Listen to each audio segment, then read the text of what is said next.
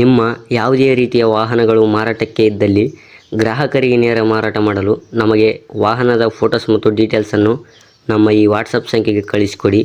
ನಾವೇ ನಿಮಗೆ ಕರೆ ಮಾಡಿಬಿಟ್ಟು ವಾಹನದ ಡೀಟೇಲ್ಸ್ ತಗೊಂಡು ವಿಡಿಯೋನ ಯೂಟ್ಯೂಬ್ಗೆ ಅಪ್ಲೋಡ್ ಮಾಡ್ತೀವಿ. ಹಲೋ ಅಣ್ಣ, ಟಾಟಾ ಏಸಿ ಕಳಿಸ್ಕೊಡಿ. ಹೇಳ ಟಾಟಾ ಏಸಿ ಏನಣ್ಣ? ಹಾಂ, 4 ಲಕ್ಷದ ಗಾಡಿ, 2019.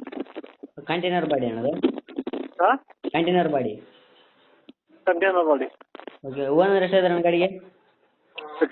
Second owner. ಸೆಕೆಂಡ್ ಓನರಾ? ತಗೊಂಡ್ರೆ ಬಂದ್ಬಿಟ್ಟು ಥರ್ಡ್ ಓನರ್ ಆಗ್ತಾರಣ್ಣ? ಹಾಂ, ಈಗ ಡಾಕ್ಯುಮೆಂಟ್ಸ್ ಎಲ್ಲ ರನ್ನಿಂಗ್ ಇದೆ ಅಣ್ಣ ಗಾಡಿದು? ಎಲ್ಲ ಫ್ರೆಶ್ ಮಾಡಿಕೊಡ್ತೀನಿ. ಓಕೆ ಅಣ್ಣ, ಗಾಡಿ ರನ್ನಿಂಗ್ ಆಗಿರೋದು ಎಷ್ಟಣ್ಣ? ಹಾಂ, ಗಾಡಿ ರನ್ನಿಂಗ್ ಆಗಿರೋದು? ಗಾಡಿ ರನ್ನಿಂಗ್ ಆಗಿರೋದು ಹಾಂ. ಏನು 1 ಲಕ್ಷ ಚಿಲ್ಲರೆ ಏನಾಗಿದೆ ಸರ್? 1 ಲಕ್ಷ ಚಿಲ್ಲರೆ ಆಗಿದೆಯಾ? ಓಕೆ, ಟೈರ್ ಎಲ್ಲ ಎಷ್ಟು ಪರ್ಸೆಂಟ್ ಇದೆಯಣ್ಣ? ಟೈರ್ ಅದಾವಣ್ಣ, 4 ರಿಮೋಟ್ ಟೈರ್ ಅದಾವ ಹೊಸದು. ರಿಮೋಟ್ ಇದೆ ಅಣ್ಣ? ಹಾಂ. ಓಕೆ, ಗಾಡಿ ಕಂಡೀಷನ್ ಹೇಗಿದೆ ಅಣ್ಣ? ಗಾಡಿ ಫುಲ್ ಕಂಡೀಷನಲ್ಲಿ ಇದೆ, 1 ನಂಬರ್.